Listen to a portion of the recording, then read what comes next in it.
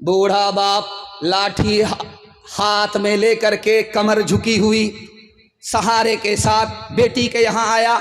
बेटी से हाथ जोड़ करके बोला कि बेटी, मुझे बेटा तो नहीं है, तुम्हारे सिवा कोई सहारा नहीं है, मैं बूढ़ा हो चुका हूँ, कब्र पैर में लटक चुके हैं, मैं चाहता हूँ कि तुम्हारे घर में रह करके मेरी मौत आए, मेरा जनाजा यहीं से उठे। तो बेटी ने कहा, हरगिज नहीं, मेरे घर में दाखिल नहीं हो सकते, अगर दाखिल हो जाओगे तो लात मार करके घर से बाहर निकाल देंगे।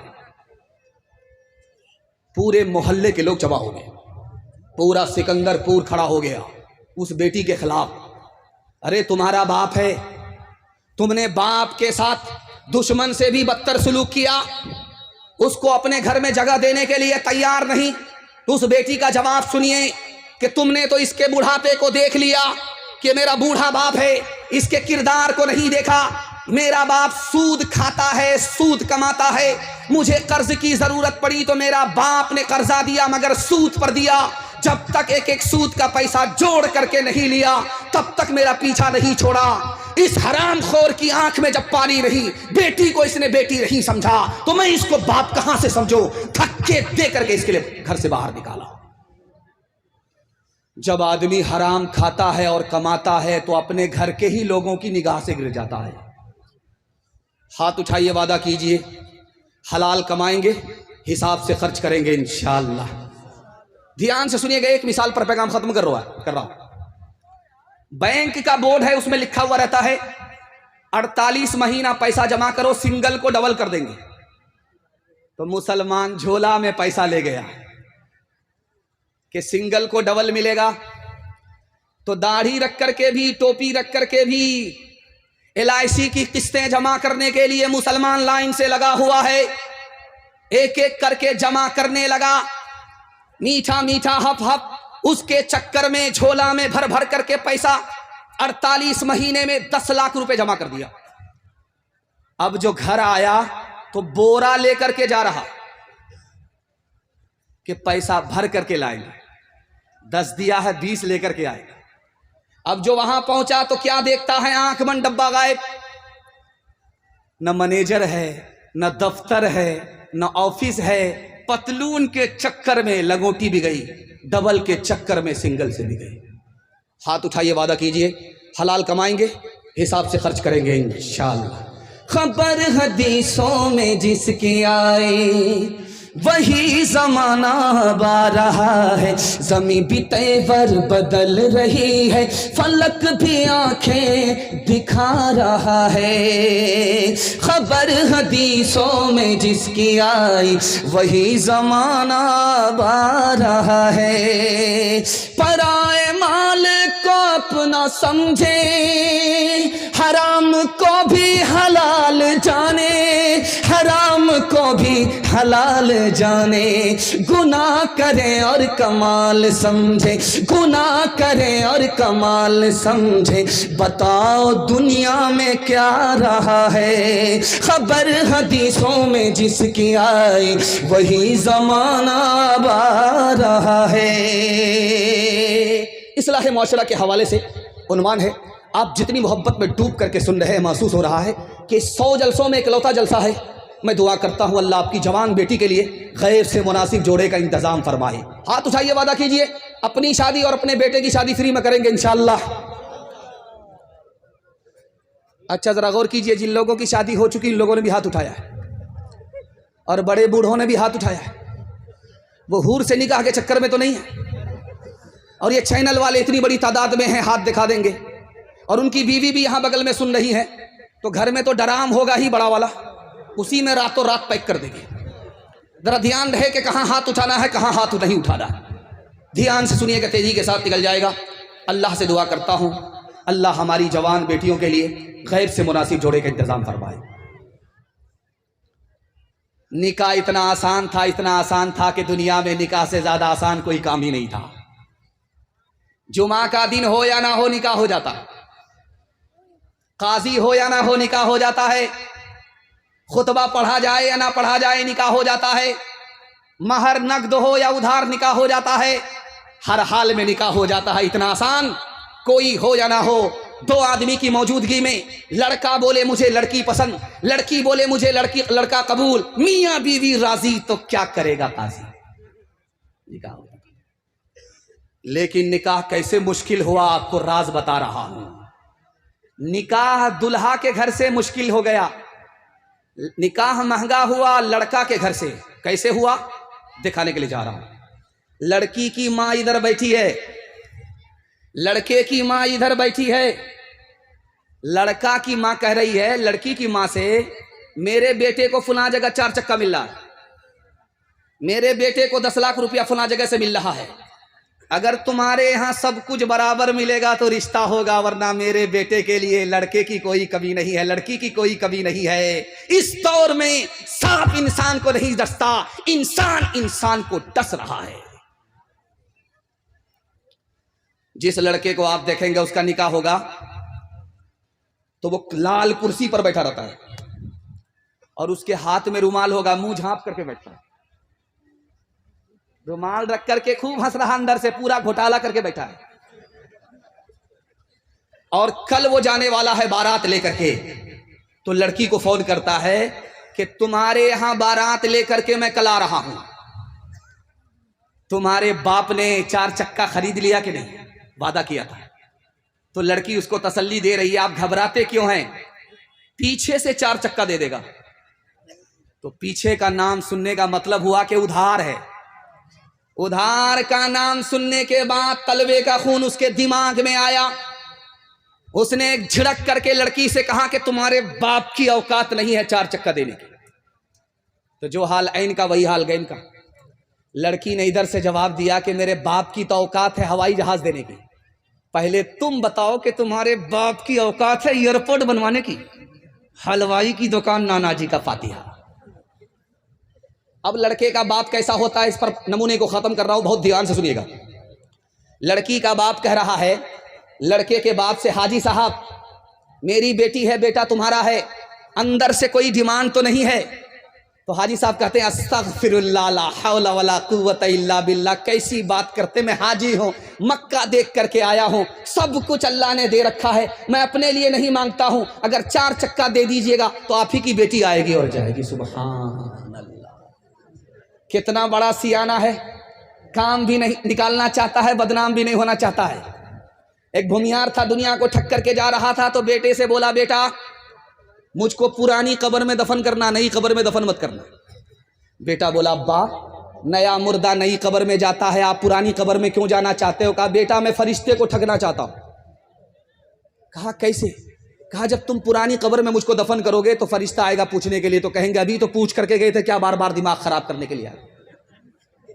दिल पर हाथ रख करके बताइए, ये 4 चक्का किसको मिला बेटी दामाद को, ये सामान किसको मिला बेटी दामाद को, ये भैंस बच्चे वाली किसको मिली बेटी दामाद को, इस बानर बाप को क्या मिला? नाना की हुंडी। ये दूसरे की दुनिया बना रहा है, अपनी आखिरत बर्बाद कर रहा है। बेटी में देंगे, बेटा में लेंगे, हाथ उठा दीजिए इंशाअल्लाह। जरा जलसा खत्म होने दीजिए, मुलाकात करते हैं आपसे। कितना सच है कितना झूठ है, कितना हक है कितनी लूट है, कितना हक है कितनी लूट है, रख सभी का लाज कुछ न बोल, क्या है ये समाज कुछ न बोल, क्या है ये समाज कुछ न बोल, ढोल का ये बोल सिर्फ देख ले, ऐ दिल ज़बान खोल सिर्फ देख ले। पैगाम निकल गया, इतनी मोहब्बत में डूब करके आपने सुना कि मुझे भी पता नहीं चला, आपको भी पता नहीं चला। जवानों के हवाले से पैगाम, हमारे जवान यहां से लेकर के वहां तक सुनने के लिए तैयार। जब तक डॉक्टर जवाब नहीं देगा तब तक दारू पीते रहेंगे, हाथ उठा दीजिए इंशाअल्लाह। खैर माशाअल्लाह चाचा आप फिसल गए, आपका लिहाज करके मैं आपको कुछ नहीं कहूंगा, ध्यान से सुनिएगा, तेजी के साथ निकल जाएगा। जवानों के हवाले से पैगाम, मैं अपने जवानों के वास्ते दुआ करता हूं, अल्लाह हमारे जवानों को दीन दुनी रात चगुनी तरक्की से मालामाल फरमाए।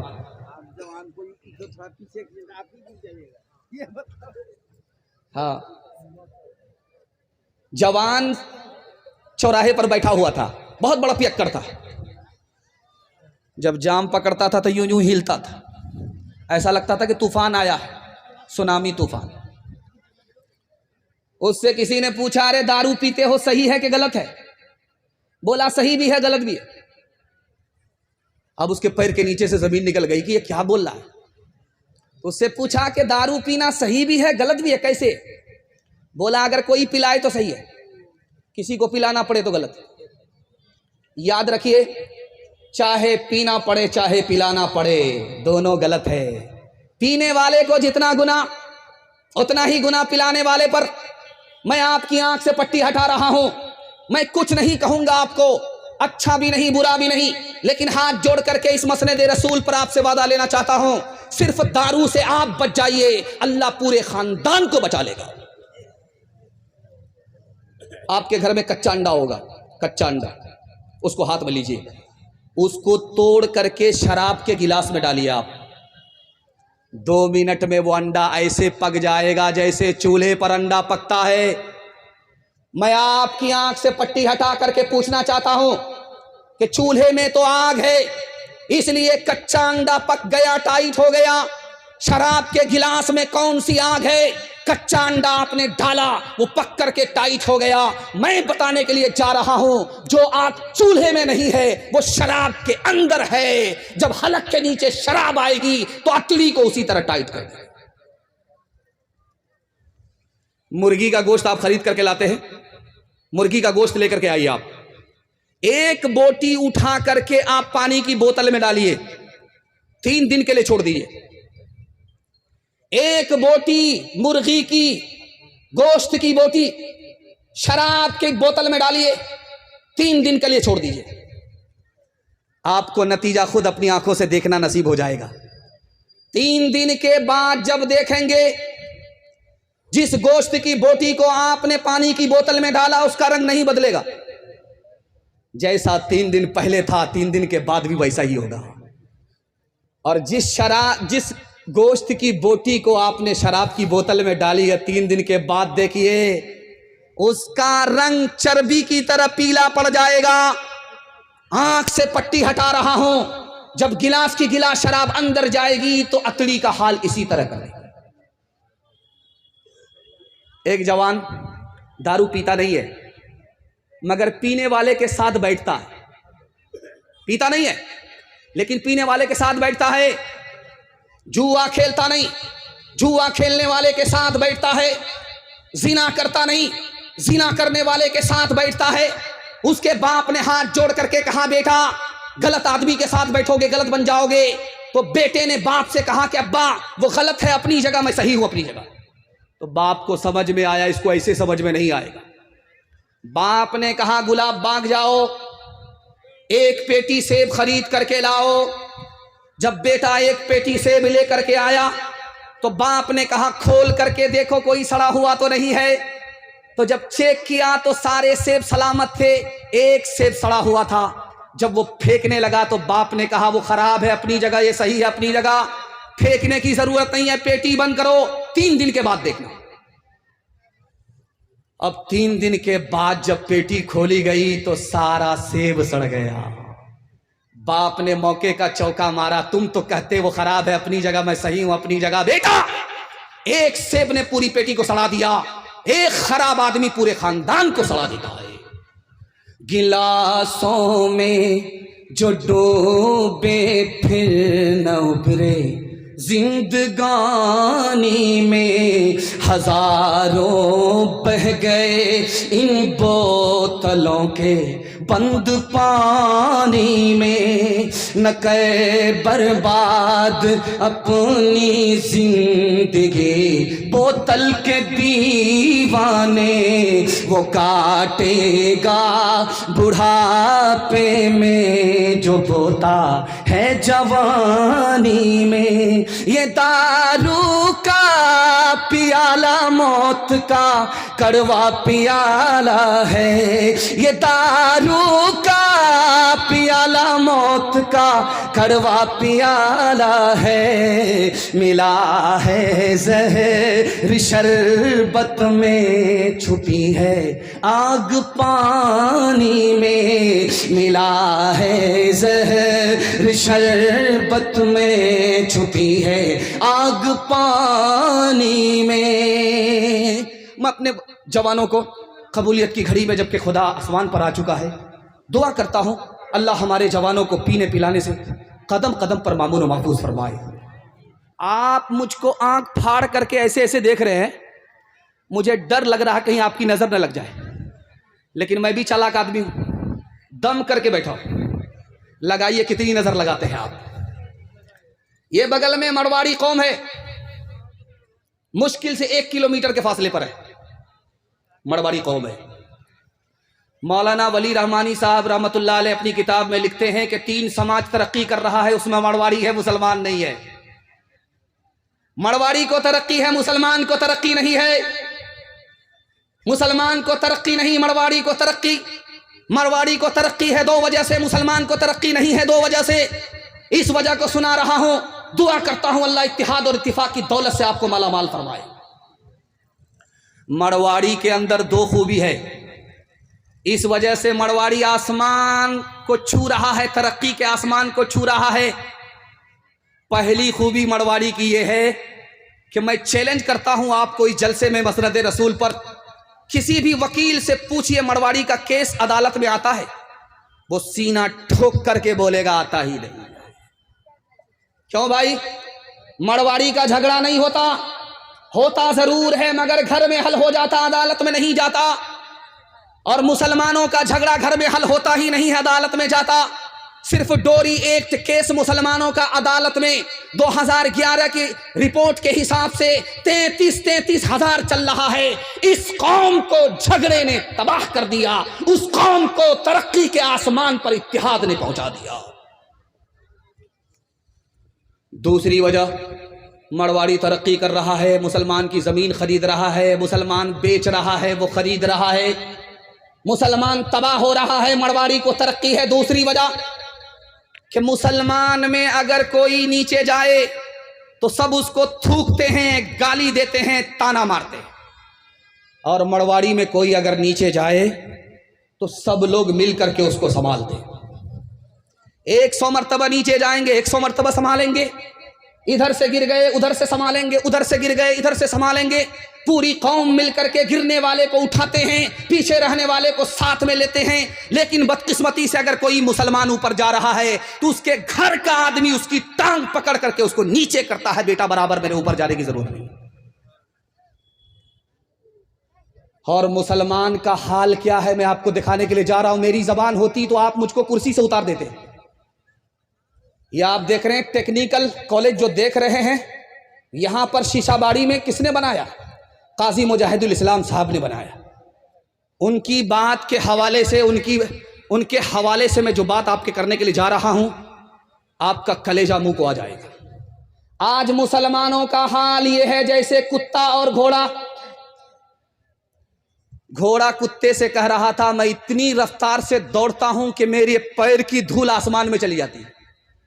तो कुत्ता बोला कि यार तुमसे ज्यादा फास्ट तो मैं दौड़ता हूं, मेरे पैर की धूल अर्श पर चली जाती। तो घोड़ा खफा होकर के बोला छोटा मुंह बड़ी बात करता है, ठीक है मुकाबला हो जाए। गुलाब बाग से दौड़ेंगे, बरसोनी पास करके जो कलाम चौक पहुंचेगा वो बाजी जीत जाएगा, जो पीछे रह गया वो हार जाएगा। तो सिकंदरपुर का घोड़ा दौड़ करके बरसोनी पहुंच गया। वहां से पीछे मुड़ करके देख रहा है तो सिकंदरपुर का कुत्ता सिकंदरपुर ही में बैठा हुआ है। उसने कहा यार दावे तो बड़े बड़े करते हो, लेकिन जब दौड़ने की बात आती तो हिम्मत हार करके बैठ जाते हो। तो कुत्ते का जवाब सुनिए, यार मैं तो तुम्हें 2 मिनट में पीछे छोड़ दूंगा, लेकिन मेरी कौम ने मेरा पीछा कहां छोड़ा है। जैसे ही मैं सिकंदरपुर से दौड़ूंगा बरसोनी पहुंचूंगा, बरसोनी का कुत्ता रोक करके पूछेगा बेटा बॉर्डर क्रॉस कर रहे हो, पासपोर्ट दिखाओ। बांट के खा इस दुनिया में, बांट के बोझ उठाओ, जिस रास्ते में सबका सुख हो वो रास्ता अपनाओ। इस तालीम से बढ़कर जग में कोई नहीं तालीम। कह गए फादर इब्राहिम, कह गए फादर इब्राहिम, कुत्ते से क्या बदला लेना गर कुत्ते ने काटा। तुमने गर कुत्ते को काटा, क्या थूका क्या चाटा। तुम इंसान हो यारो, कुछ अपनी तो करो ताज़ीम। कह गए फादर इब्राहिम, कह गए फादर इब्राहिम। हिंदू मुसलमान के हवाले से आपकी खिदमत में पैगाम, यहाँ से लेकर के वहाँ तक सुनने के लिए तैयार? हाथ उठाइए इंशाल्लाह। दिल मिले या ना मिले, हाथ मिलाएंगे, हाथ उठाइए इंशाल्लाह। जैसा आपका दाल चावल वैसा मेरा फातिहा। आप कन्या के भी मामू हैं, दुल्हा के भी मामू। जैसे आपका जलसा चल रहा है उसी तरह एक जलसा हो रहा था। महात्मा गांधी जी जलसे में आ गए। इधर मुसलमान बैठे थे, उधर हिंदू बैठे हुए थे, दोनों बैठे हुए थे। एक पिंडाल था और महात्मा गांधी ने माइक लेकर के कहा कि इधर कौन है भाई? तो इधर से जवाब आया हिंदू है। तो महात्मा गांधी जी ने कहा कि हिंदू से हमने हा को निकाला। इधर वाले से पूछा कि तुम कौन हो? कहा मैं मुसलमान हूं। कहा मुसलमान से हमने मीम को निकाला। अब लोग कहने लगे इधर से आपने हिंदू से हा को निकाला, मुसलमान से मीम को निकाला, क्या कहना चाहते हैं? तो महात्मा गांधी जी ने कहा हिंदू से हमने हा को निकाला, मुसलमान से हमने मीम को निकाला।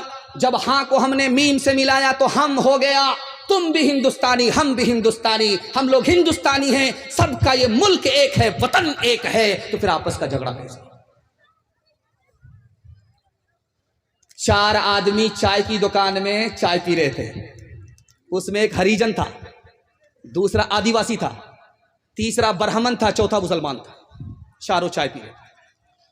और उस वक्त मुल्क आज़ाद नहीं हुआ था। नारा लग रहा था हिंदू मुसलमान सिख ईसाई आपस में है भाई भाई, नारा लग रहा था।